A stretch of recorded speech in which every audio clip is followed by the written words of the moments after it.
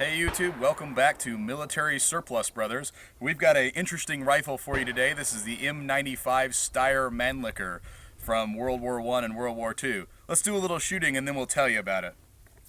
We've got a clip here. Go ahead and load up. Goes in right there. And you got to push real hard. There we go. Now let's see if we can kill some milk jugs downrange. Maybe. There goes one. Sometimes you gotta drive this thing like a truck. There goes another one. Ooh, I'm having a good day today. And if you drop out the last round, it goes out the bottom. Let's see if we can kill one more here. Oop, missed him. Well, as you know on Military Surplus, we'll show you the hits as well as the misses. Let's get a little closer view at this rifle today as I put him down and get him to stay where he's at. There we go. Put my eye protection back on in a little bit. Now, the Steyr M95 smoking a little bit there. Get him going in rapid fire. Right there. The Steyr M95 is an interesting rifle. It was originally designed for World War I and was later used in this configuration as we have right here in World War II. Now, the ammunition we're shooting today is an interesting beast in its own self. This is 8x56 rimmed cartridges.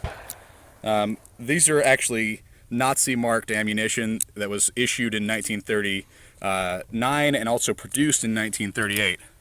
On the end of these rounds you have Waffen marks. They were produced by the German military machine and were issued to the troops using these rifles. The Steyr-Mannlicher M95 is an interesting rifle in a couple of respects. One, as you no doubt noticed while I was shooting, it is a straight pull bolt action rifle. Now, if you're familiar with guns really generally, you'll know that most bolt action rifles are not of the straight pull design. They're going to be what's called a turn bolt system. So you will shoot, pull the bolt up, pull back, extract your case, push forward, put in a new round, and close the bolt. And that kind of secures it for the next round to shoot. This case, we have a straight pull system. So you have it out here, you don't have to turn it, you just simply push to the forward, push to the front, and then when you want to extract the next round, pull back. In the case of this rifle, you also have, not unlike the M1 Garand and you have a clip system. So it goes down in the rifle, it feeds it out of each clip, each successive round, and then when you're done with the clip, as you saw at the beginning, it drops out the bottom of the rifle.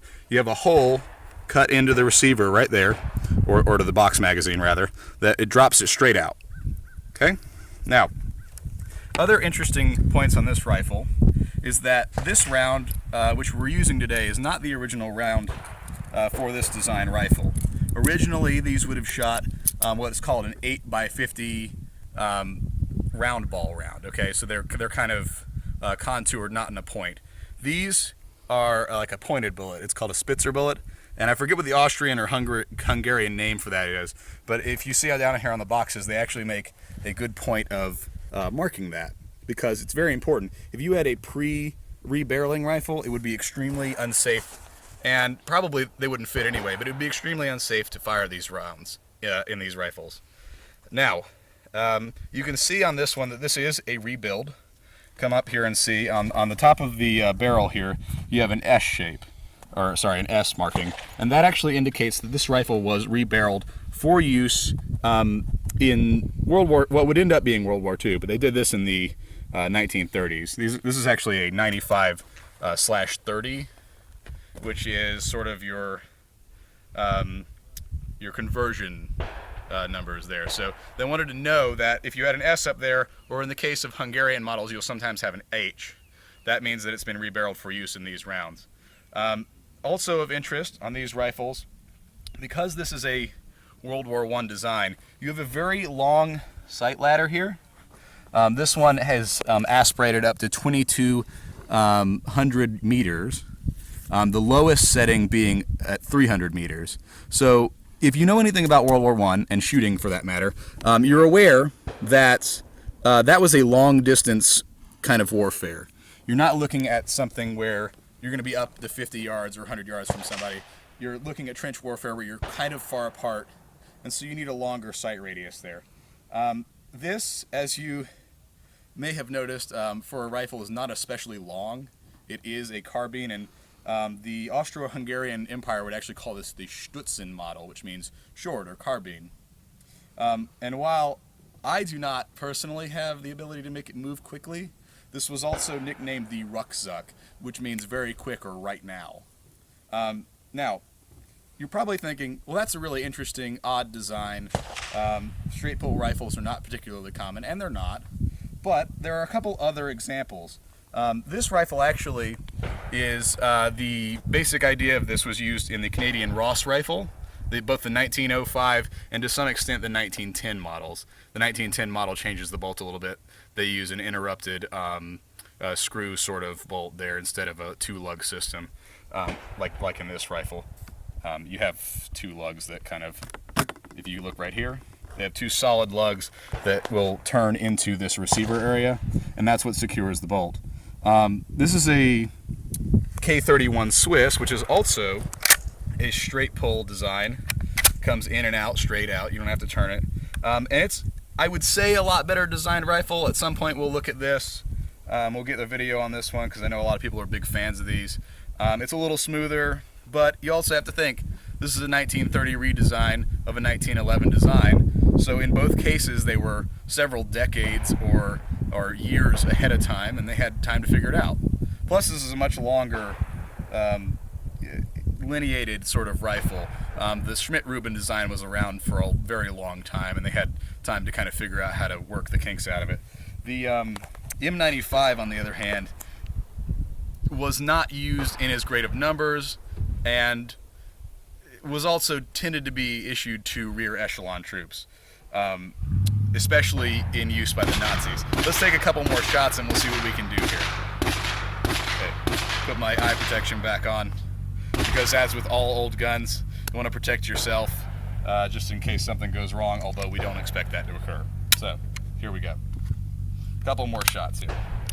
Again, the loading mechanism is real simple. You just have to push the clip down into the gun until it clicks, and then with some great force, at least in the case of this one, push forward, and you're ready to go. Now I'm going to cheat just a little bit on this pad here and see if I can get a little bit better accuracy. Okay, see what I can do here. Now, as this is aspirated at 300 meters, you do have to aim a little bit low, but as far as, you know, inch of man is concerned, or inch of deer, totally gonna work, no problem. So let's see if we can hit these milk jugs here to end the day out. Ooh, I missed that one. Guess not. Try that again. Start on the left side here. Nope. One more. Try again. Oh, there's part of my problem, is I can't lift it up far enough. There we are. Maybe not. I'll try it standing up. I was having better luck that way. There we go.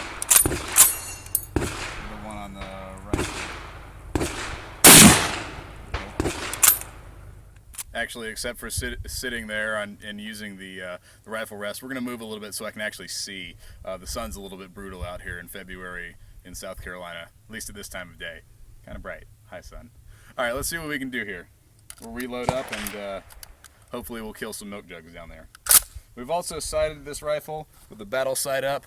The shortest distance is actually with the sight up. You'll notice it's actually marked at 300 meters.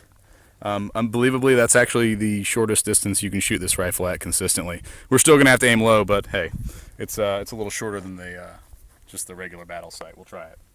Put my ears on. If I don't, I guess I'll be the first one to know. Here we go.